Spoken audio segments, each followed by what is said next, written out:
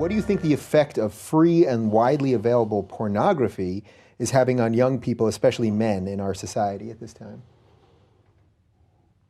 Well, I think it's like Treasure Island in Pinocchio. It's all pleasure with no responsibility. That's deadening. It's parasitical in a sense. And I don't mean that, I'm not making a value judgment. I mean, it's no wonder the young guys are caught up in this, because it's an unbelievably powerful technology.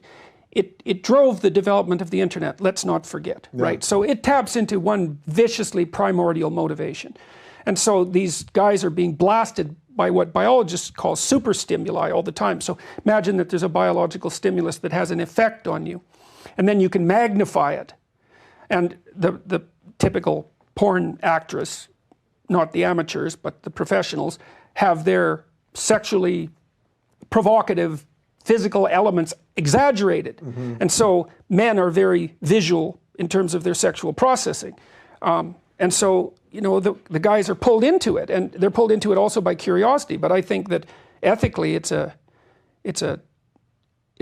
not good. It's not good. It's an easy out. That's the other thing, you know, is what you should be doing is going out and finding someone to have a relationship with. And if you can gratify yourself with no transformation, but let's say you can't find someone, well, then you might say that's an indication you should change. It is, in fact, an indication that you should change, because what better indication are you going to get than that no one wants to be intimate with you? It's the ultimate rejection, and that's partly why men are terrified of it, and I understand that. And I also understand the MGTOW guys, you know, who are just recommending that men don't enter into long-term permanent relationships with women. I understand where they're coming from, although I called them pathetic weasels a while back. I shouldn't have done that.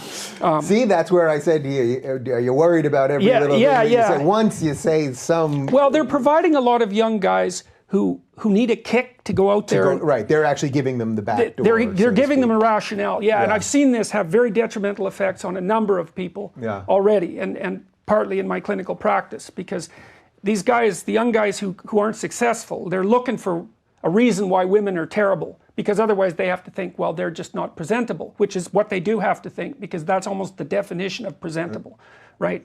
So, and then the MGTOW guys give them a rationale. You know, we are in a gynocentric world, and females have got control, and they'll like wipe you out if they have the opportunity. It's like, well, some females will do that to some guys some of the time, and sometimes it's brutal. I've had clients who've been dragged through the court systems and just ruined, and I was unable to help them. I did everything I could to maneuver and negotiate and plan and strategize so carefully to get them to do everything right, and it didn't help. I mean, the court systems can be absolutely brutal to men. It's awful. Yeah, that's really interesting. So the guys that are taking the easy out on that, so to speak, and disconnecting from having those relationships, in a way it's the same, it's just a different out that porn is replacing for that human connection too. So that's kind of fascinating.